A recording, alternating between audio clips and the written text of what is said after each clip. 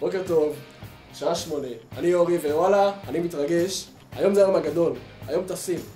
איך מכבים את זה? בוקר טוב לכולם, אני שני. אוי, לא יצאתי טוב. בוקר טוב לכולם, אני שני, וזה הבלות כיסה שלי. תמיד הוא בא אליי במכונית עם גג פתוח, ביולי אוגוסט מרימים לי את המצב רוח, והיפה שלי יודע את כל חולשותיי, וזה נמשך עד מתי. תמיד אומרים לי שאני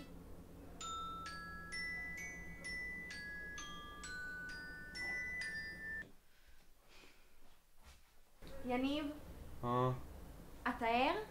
כן, כן. תקום, אנחנו חייבים לצאת לשדה תעופה, אנחנו ממהרים. אני מוכן.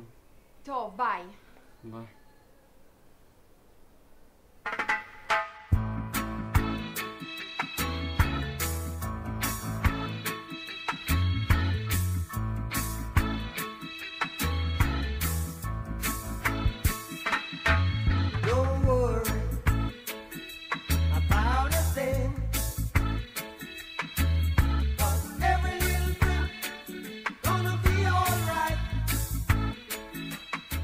בוקר, אני יניב, ואנחנו טסים היום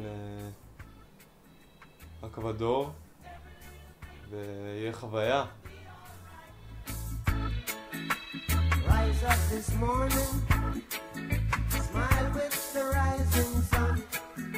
Three little birds, it's by my doorstep, singing sweet songs of melodies pure.